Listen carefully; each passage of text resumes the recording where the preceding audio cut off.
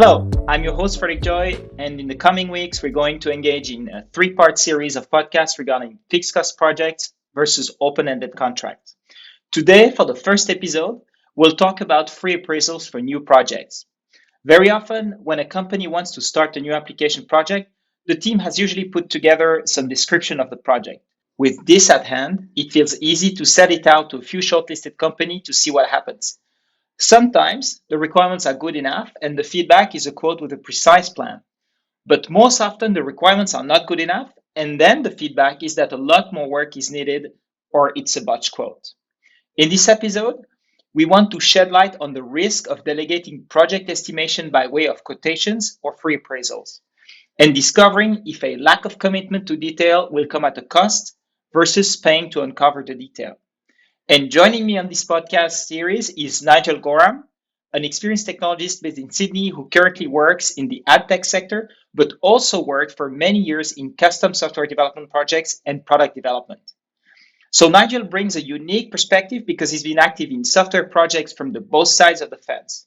That means he's got practical knowledge of what's at stake in the client-supplier engagement, from managing expectations and budgets through requirements gathering and estimation, project management, and product development and delivery. So I'm happy to have Nigel on the show today for this new project. We've actually worked on a number of projects together over the last 5 years, and we're looking forward to the next one. So welcome, Nigel. Thanks, Fred. It's really great to be here. And lastly, to give you a heads up, we'll try to use the format of what I call the 3-minute drill. One of us will ask a question and the other one will have about 3 minutes to answer as comprehensively as possible. So we're going to kick off, and today's topic is project estimation. Free appraisals, are they ever really free? So Nigel, let's start by looking at the key reasons you think free appraisals are so appealing to customers. Okay.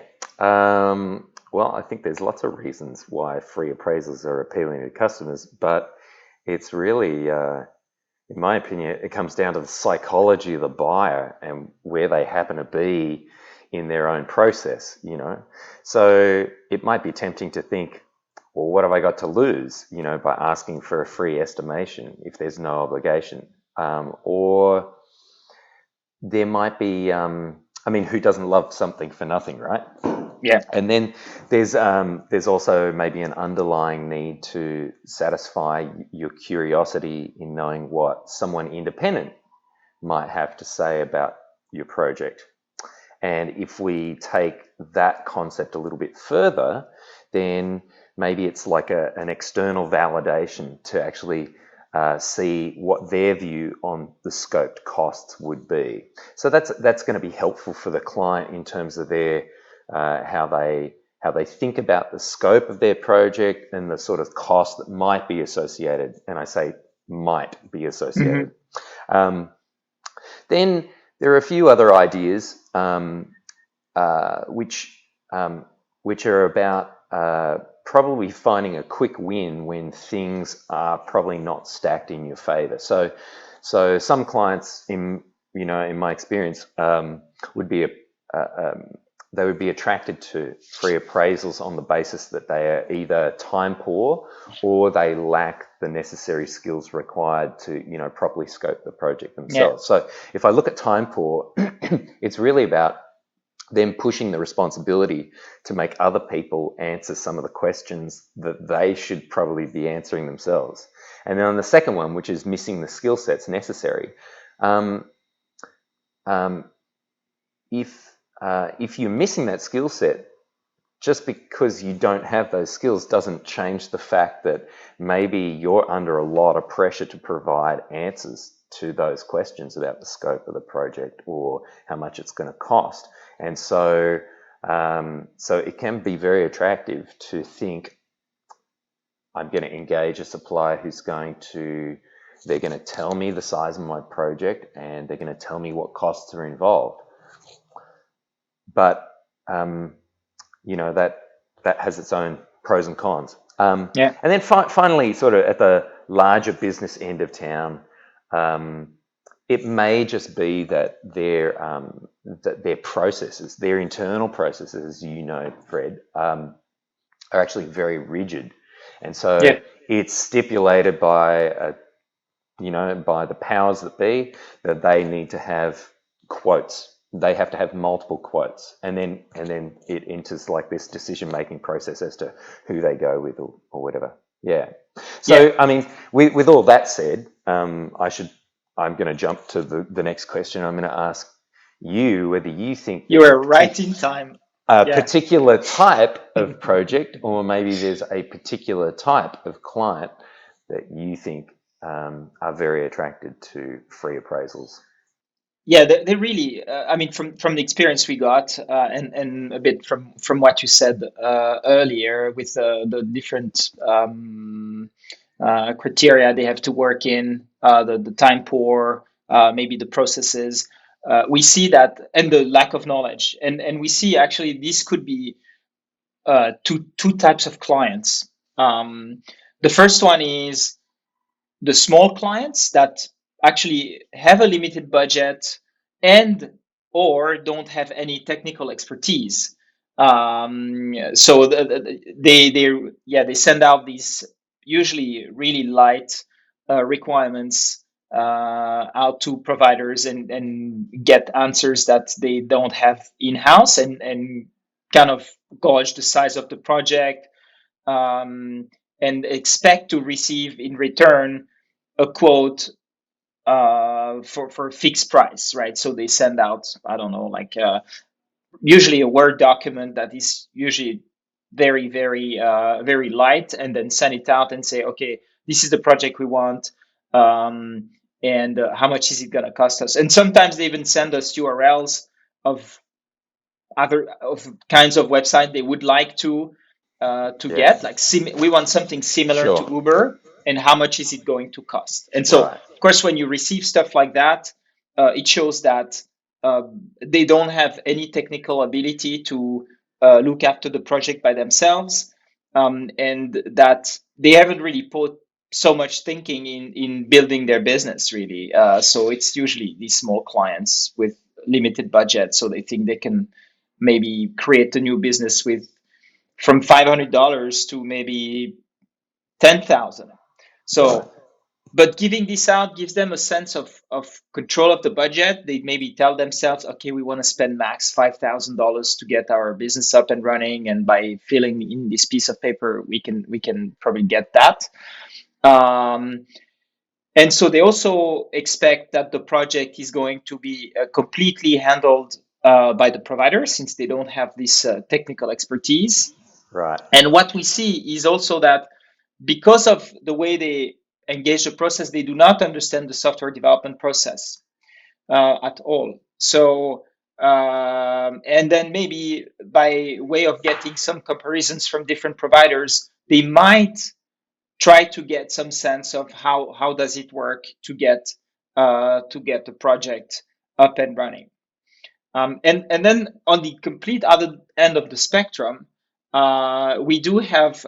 I'm done with my 3 minutes already, but I just covered one. So we do have the big corporations that usually send out also very. I mean, to the difference of small businesses, like really big requirements. So they usually engage in a request for information, and then RFPs, requests for proposals, and these corporations are just sending this out in a way of working in a waterfall with like fixed requirements that are usually well described in text, but Right. not so not so edible really. But and want the provider to go into a in-depth analysis of the requirements and come back with a quote.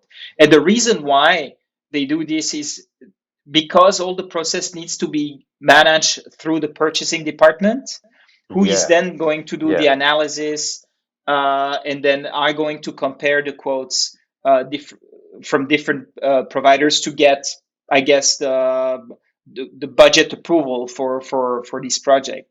And usually, although big corporations do mostly have the technical expertise, they bid out other projects because the core team actually does not have the time or the ability Right. to handle the side projects that maybe the Yeah. marketing or maybe some other business unit wants. So they kind of go out and say, okay, we're handing out this project. But the problem is that they usually, in that sense, also want to hand out the responsibility. So they send out the requirements, and then they expect that the provider would come back 6 months down the road with a finished product, which usually is not the ideal way to go.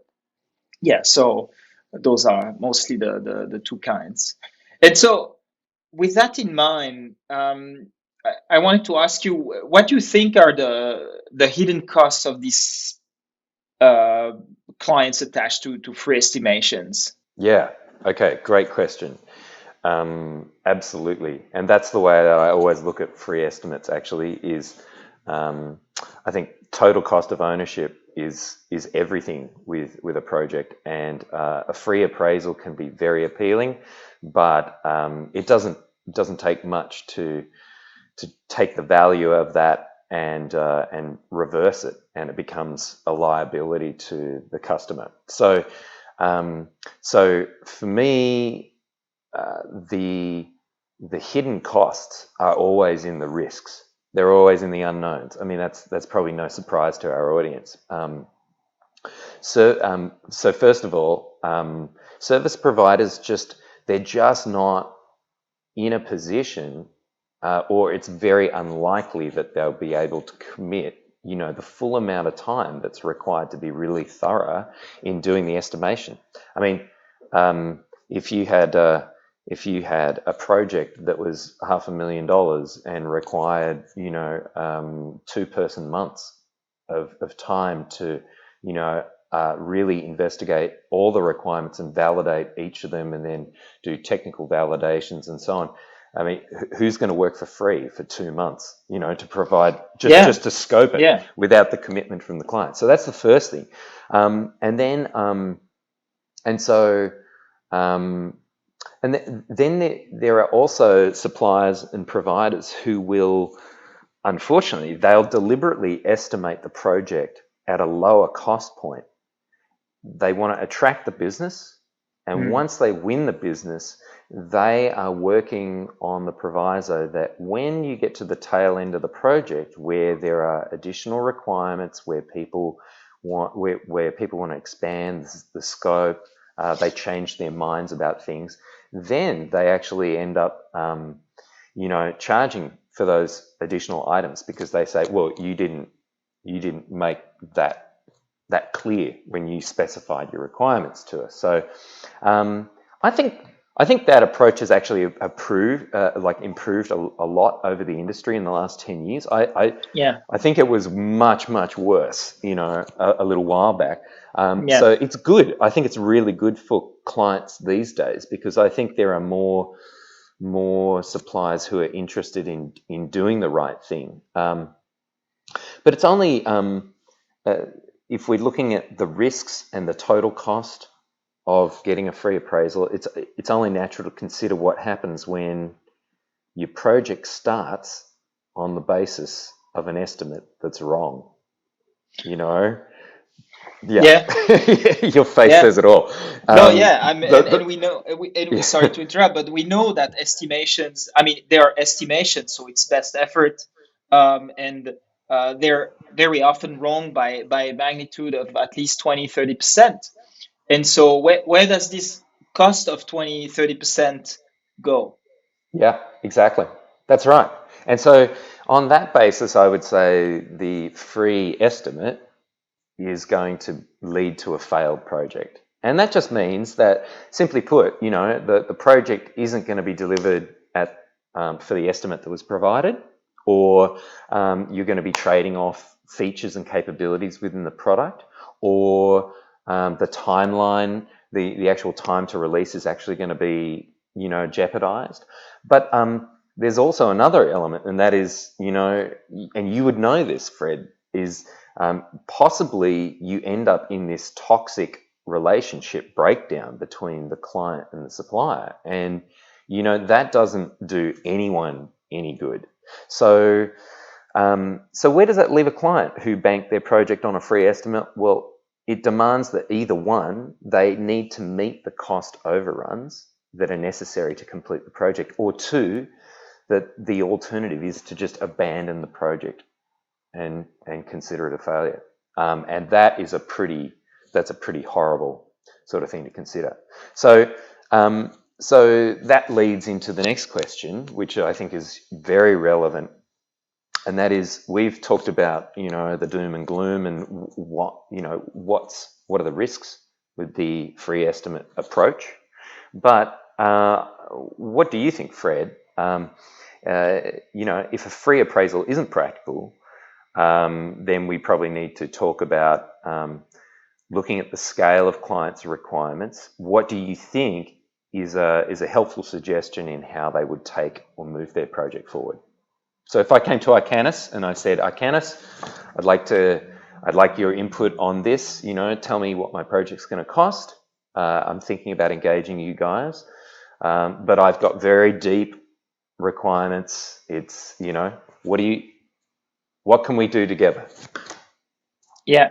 So the first thing is the very deep requirements feeling that you might have is maybe not our definition of what very deep requirements mean, right? So Okay. that's the Okay. first thing. So we have two kinds of clients that come to us that come with this free estimation mindset. Is the people with like really botched requirements that are very light, but they still think that it's It's very everything detailed. it's very detailed.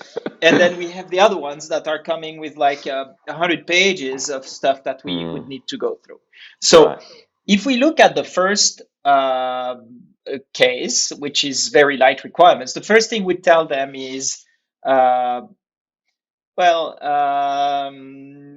given the requirements you've given us, we are not able to provide you at all with a free estimation. Even if we Right. just put a few hours of work in there, first, it's not much, but and second, we cannot get everything that the client has in mind, or what the project would require in the requirements they provide us. So then we tell them, look, we have to work in a two-phase project with you, Okay. which is the first one is to actually finalize or work on the requirements together to come up with something that would be usable for developers to then estimate.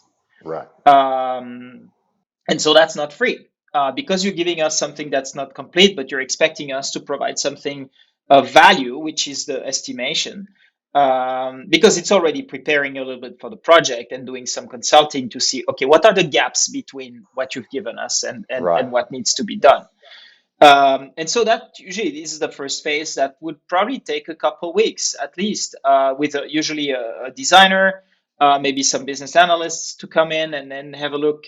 And that can't be free because it's actual consulting work, because we're helping the client do the things that they actually didn't do.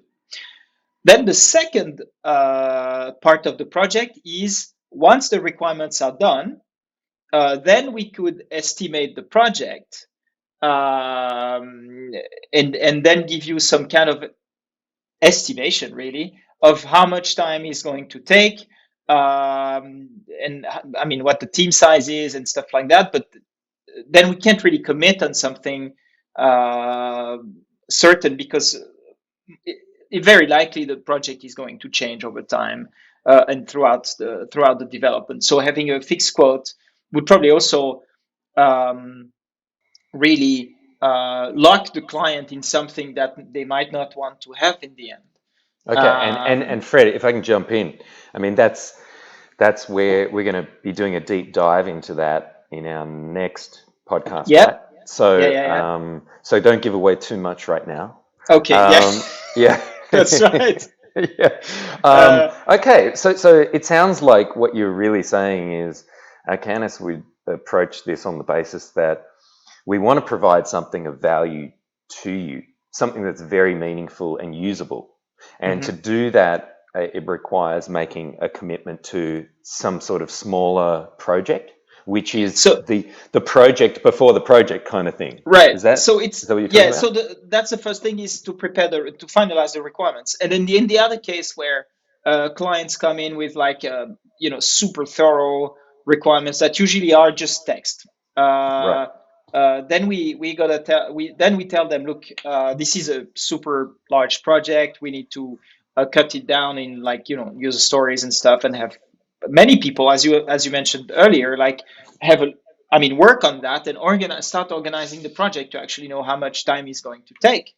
Yeah. And so this is also consulting work that we need to invoice, because Yeah. we receive so many of them, and clients just like shoot these free appraisals things to 10 companies, and think that 10 companies are going to spend 2 man months for free, just to give them a quote. And so while I understand their need to do so, it's also, I think, not very fair for a lot of the providers to just work and get 10% of a chance to get something out of it. And Yeah. we receive so many per week. So if we were spending, Right. if we're doing this for every client that Yeah. comes to us, then we'd have a team of 20 people that are working all the time just for that, out of 200 people. So we Yeah. Yeah. can't Yeah. afford, Yeah. we can't do that. It's just Yeah. not. Yeah, it doesn't make sense. Yeah. And things, and you would know that it's very interesting when you're unpacking the requirements for the features and capabilities of, say, a workflow in a system. It looks great on paper, but the Mm. moment you start to wireframe and draw up the user interfaces, then that's always a really interesting discussion moment, because that's the moment where you realize the client has one thing in Mm. mind, but your own internal people interpret the information Yeah. in a way that actually it accommodates all those needs, but you have different, the client and the supplier, the client and the professional, they have different expectations of how a Right. user experience will work. And so, that detail in that UX is going to contribute to cost, right? Yeah, and that's very important what you mentioned, and that's why we believe that in this first phase, whatever the type of project it is, we have to go into these UI UX designs before we can even estimate the whole project, because between what's coming to us in a form of paper and then what we're going to render through screens might completely change, not completely, but might drastically change Mm, what the client thinks the application should be and look like. And so that's part of expertise that we can bring to clients, and then clarify their stuff that they've jotted down on paper, and probably they got lost into it, because it's just so much more valuable to see it in action, kind of in a wireframe or high mm, fidelity mockups. Yeah. yeah. Mm, Yeah. absolutely. Cool. Cool. Yeah. Um, okay, I think we've kind of covered the the first the first part with these three estimations. Am I correct, or did you want to add something else, Nigel? No, no, no. Yeah, we've covered off what we had hoped Cool. to. Um, there's probably a couple of wrap up points to be made, and that's really just looking at the pros and cons. And I think there's a bit of bad news for free appraisals, and there's good news. So the bad news first is really that the bottom line is that while you don't have to do anything you don't want to, if you're going to build software, you actually need to do it the right way. And it Hmm. means that part of that is recognizing that there are just answers to questions that you will need to have. Now, if you don't think of them up front, they're still coming. The Yeah. questions will definitely come. So you can approach that organically, and there's probably a good place for that throughout projects. But the projects that I've seen that have succeeded time and time again are ones where you have a project owner client. It's a it's a Yeah. it's a client who's serious about putting in the work Yeah. in terms of detailing their needs and requirements, and it plays out as an advantage for everyone. And I'll give you an example. So, when you've got people who you're paying for, and you're paying for their, let's say, hourly rate, you've got them on the clock, and they need to be efficient, Yeah. and they need to meet outcomes. They need to do that based on the hours that have been budgeted for the project. And so it's only natural that your team actually really want to know what they're doing. They want to know in detail because it helps them move seamlessly from task to task, and it helps them to ask the right questions at the right times. Yeah. So the more ambiguous that is, it naturally inflates the amount of time that it takes to actually Absolutely. get through the same. So if you're a well-prepared client, you're actually going to be running a more affordable project, and you're probably going to get much better value from Yeah. your relationship. So if you're not prepared to invest that way, then it's going to cost you. It's going to cost you in time. It's going to cost you in the capabilities and the finish of the product. So it's your choice. Free Yeah. appraisals.